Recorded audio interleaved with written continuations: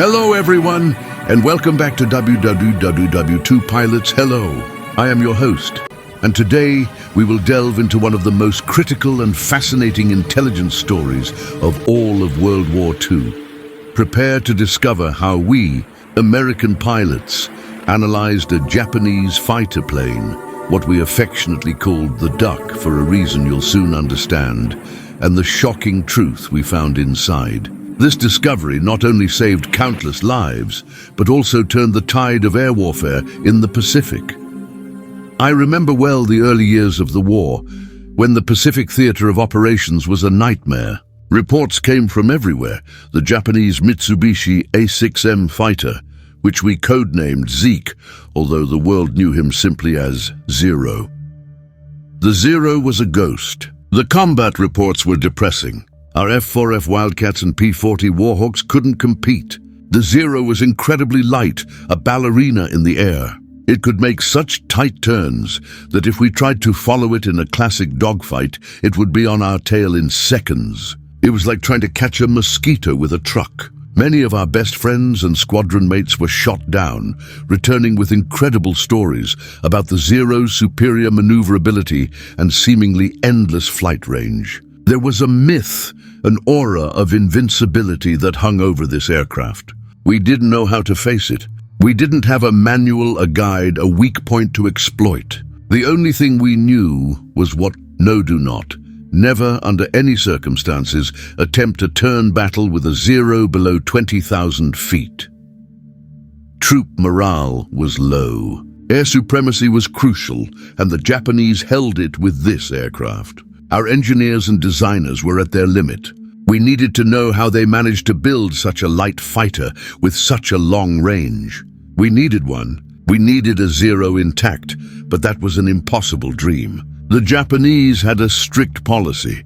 If a plane crashed, it had to be destroyed so that its secrets wouldn't fall into enemy hands. Furthermore, their pilots were so devoted to the cause that, if they survived a forced landing, they would set the plane on fire themselves. Getting a complete Zero was like winning the lottery. The plane was a weapon we couldn't understand, and without understanding it, we couldn't manufacture an effective response. With each pilot we lost, the need became more urgent, more desperate. The Pacific is vast, and many planes sank into the sea, taking their secrets to the depths. The Zero remained a lethal threat, and for us, an engineering mystery. The pressure on the Navy Command and the engineers in Burbank and Groton was immense. Find a Zero and discover how it works. This was our mantra and our greatest hope for surviving this war. I remember hearing conversations at dinner tables and in hangars, everyone speculating about what kind of engine, what kind of ultralight materials the Japanese would be using. The truth, my friends, was much simpler and, for us, much more shocking. I don't know if you believe in destiny or pure luck, but the event that completely changed the course of air warfare in the Pacific, at least for me and my colleagues, seemed like divine intervention. And it happened in the most inhospitable and unlikely place of all, the Aleutian Islands in Alaska. A cold, remote place, almost always shrouded in fog. It happened in June 1942. The Japanese, after the devastating attack on Pearl Harbor, targeted the Aleutian Islands, attempting to expand their area of control. On June 4th, Petty Officer First Class Tadayoshi Koga took off from the aircraft carrier Ryujo for an attack on Dutch Harbor. He was a skilled pilot, but that day luck turned against him. During the attack, his Zero was hit by small-caliber anti-aircraft fire. It wasn't a devastating hit, but it damaged the oil system and the engine. Koga knew he wouldn't be able to get back to the aircraft carrier. He had a contingency plan. He had instructed that in case of emergency, the pilots should fly to the remote island of Akutan, where a secret seaplane airfield had been set up. Koga arrived at Akutan. He managed to make a landing approach, but something went terribly wrong. The field was swampy, and the Japanese had warned the pilots of the need to lower the landing gear as slowly as possible. Perhaps due to engine failure or the haste of the moment, Koga lowered the wheels, but they sank into the soft tundra. The Zero stopped abruptly, rolled over, and ended up upside down. The impact killed Koga instantly, breaking his neck. The scene was one of destruction, but believe it or not, the plane, our coveted Zero, was incredibly intact. Except for the tip of a bent wing, it was there, lying in the mud. The damage was minimal. The vital components of the structure and engine were in perfect condition. The Japanese policy of destruction could not be implemented. Weeks later, on July 10th, during a routine patrol in terrible weather, a crew of a U.S. Navy PBY Catalina seaplane spotted the wreckage. In the cockpit, our pilot, Lieutenant William Bill Stittai, couldn't believe what I was seeing. It wasn't just a Japanese plane, it was a Zero, and it looked whole. What followed was an extremely delicate and secret rescue operation. The plane was lifted from the tundra, placed on a transport ship, and sent under maximum security to Naval Air Station North Island in San Diego, California. The news was the most exciting we had heard in months. We had a brand new Zero. The ghost of the war in the Pacific was in our hands. Finally, we were going to find out why this damn plane was so good. I felt a mixture of relief and pure adrenaline, knowing that the answer we were looking for was about to be revealed. And it would change everything for us. The arrival of that plane, which was soon nicknamed Akutan Zero, the mission to North Island, California, was a top security event. For me and the engineers, it was like receiving the holy grail of military intelligence. I remember that moment with an almost childlike excitement, mixed with the seriousness of a mission that could cost us the war if we failed. We couldn't afford to get the analysis wrong. The aircraft was immediately handed over to the Navy's flight test team. Our engineers and mechanics were fascinated by what they saw. They began to disassemble and inspect every part, every rivet, every control cable. The initial shock was the Zero's extreme lightness. They realized that the design by Jiro Horikoshi, the genius behind the fighter, was a masterpiece of weight reduction. He used an aluminum alloy called super duralumin, or Zikral, which was light and strong, but the parts were perforated and the fuselage was thin, much thinner than we were used to in our most robust aircraft. The philosophy was clear: the best defense is evasion, and minimum weight ensured the best maneuverability and range. The priority was to repair the structural damage caused by the accident at Akutan, especially the wingtip and the engine. The team worked day and night. We used parts from our inventory, adapting American components where necessary. On September 20th, 1942, less than 3 months after its capture, the Zero of Akutan was ready to fly again, but this time with the white stars of the U.S. Air Force painted on its wings. Hinamura's Japanese, I was there to witness a historic moment. The pilot chosen for this critical test flight was Lieutenant Commander Frank "Skip" Pollock. Remember watching, our hearts racing, as he started the Nakajima Sakai 12 engine. The sound was different, softer than our engines. Pollock made the taxi and he took off.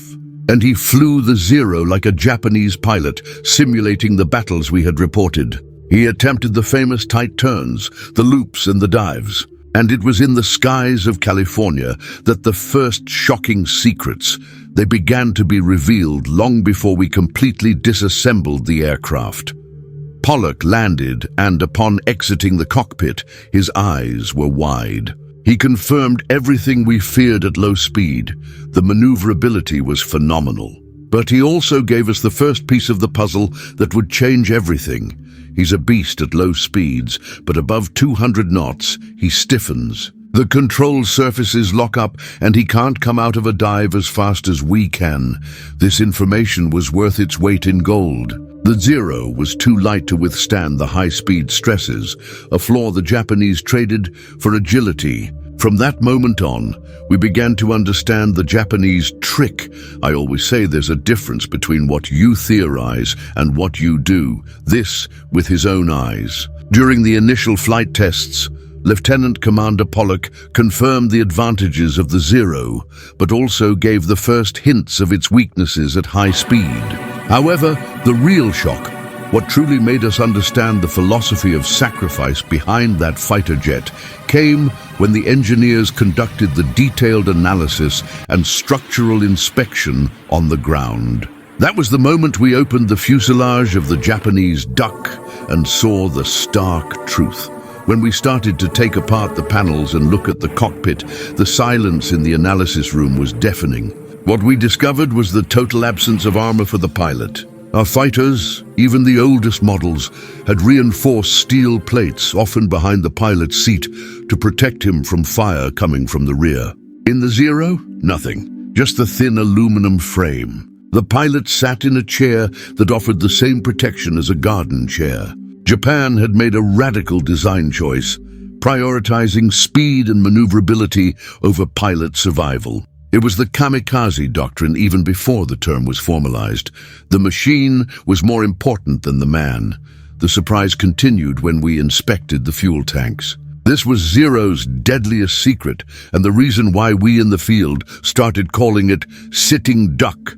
Sitting duck as soon as we hit one. The American fighter jets were already equipped with self-sealing fuel tanks, self-sealing. Basically, these were tanks that had an outer layer of rubber that expanded and sealed small bullet holes, preventing leaks and, most importantly, explosions. Akutan Zero did not have this technology. If a 50 caliber bullet, the caliber we used, or even a 30 caliber bullet hit the tank, the fuel would leak. With combustion and oxygen, the plane would turn into a fireball in seconds. The combination of lack of armor and non-sealable tanks was the confession we needed. The Zero's maneuverability came at the cost of being extremely fragile. If we could hit him, he would be instantly taken down. Our combat reports before Akutan described the frustration of shooting at Zero and seeing him fall, but without understanding why it exploded so easily. Now we knew. The Japanese fighter was an engineering marvel in terms of aerodynamics and range, but a death trap in terms of durability. This revelation not only gave our pilots an immense psychological advantage, but allowed us to devise new survival and combat tactics that I will describe in the following sections. With the vital information obtained by dismembering Akutan's Zero, American intelligence made a quantum leap. Suddenly, the ghost had a face, and that face had clear weak points. I could no longer engage in blind combat. Now I had a manual on how to defeat this superior adversary in maneuverability. The most important revelation for us pilots was simple. Don't try to keep up with Zero on a curve. If he attempted a tight turn at low speed, he would be playing to his strengths. Our job was to force him to play to the weakness we had discovered, high speed. It was based on Pollock's flight tests, which confirmed the loss of control and the stiffening of the Zero's control surfaces during dives and at high speeds. That we were able to refine air combat tactics. The most famous and effective tactic that became popular was thatch weave, or thatch weaving, developed by the Lieutenant Commander John S. Jimmy Thatch, one of the great innovators of naval aviation. The thatch weave was a defensive and offensive maneuver that exploited the advantages of our Wildcat and Hellcat fighters. Diving speed and durability, the idea was for two Allied fighters to fly in finger four formation, but specifically in a pair of two aircraft, flying side by side with a considerable distance between them. If a Zero stayed on the tail of my wingman, instead of the wingman attempting a suicidal turn, he would fly straight towards my plane. At the same time, I would make a 90-degree turn towards my wingman. The Zero, focused on chasing the first plane, would end up flying in my plane's line of fire. By the time the Zero realized the danger and tried to escape, he would either be too slow or too close to make an effective evasive maneuver. The combination of crossfire was almost always fatal, and we knew why it would be fatal. Without armor and without self-sealing tanks, 2 or 3 hits from our 50 caliber would turn Zero into an explosion. This tactic was a game changer.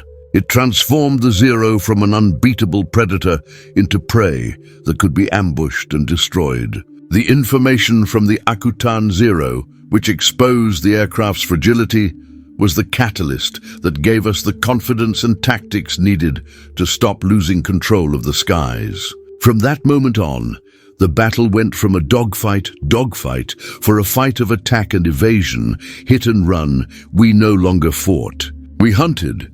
The impact of the Akutan Zero wasn't limited to our tactics. It resonated deeply in the hangars and on the drawing boards of Grumman and Vought engineers. Detailed analysis of the Japanese aircraft provided the model, the perfect enemy, for the development of the next generation of American fighters. For the first time, we weren't just building airplanes. We were building Zero's killers. I remember the excitement I felt when the first sketches and prototypes of new fighter jets began to emerge. Based on what we learned from the fragility of the Zero, Grumman engineers in particular took the lessons from Akutan and applied them directly to the development of the F-6F Hellcat.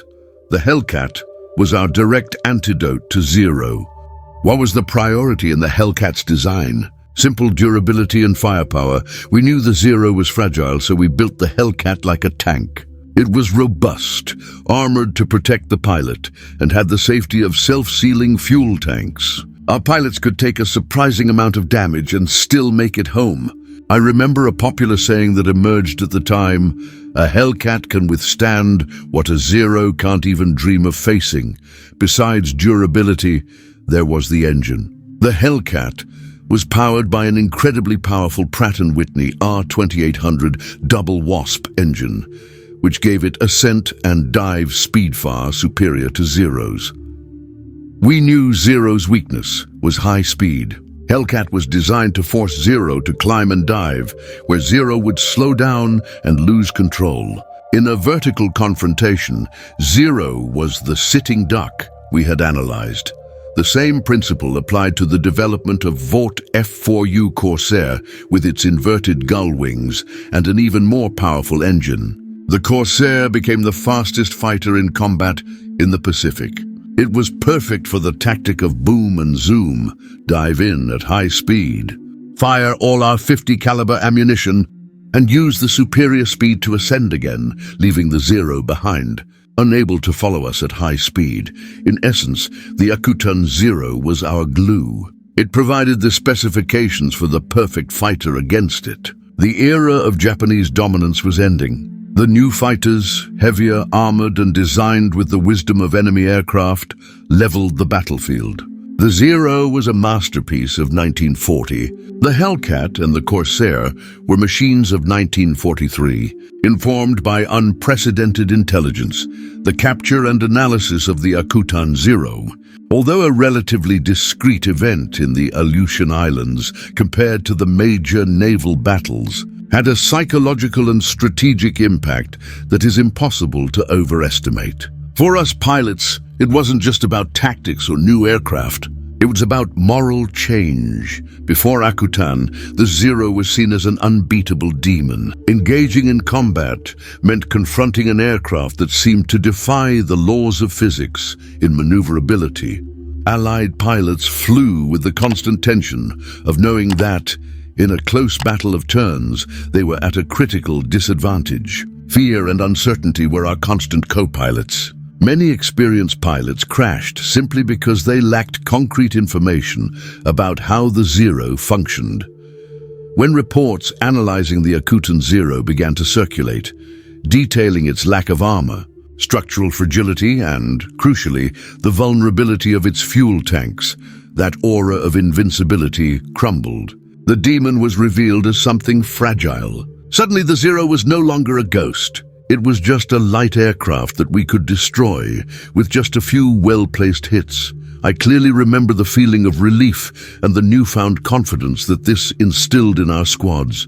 Our mission changed from avoiding Zero to hunt for Zero. The new mentality was, if you hit the Japanese duck, it explodes. And with the combination of new tactics like the Weave, and with the arrival of the powerful Hellcats and Corsairs, the results in combat improved dramatically.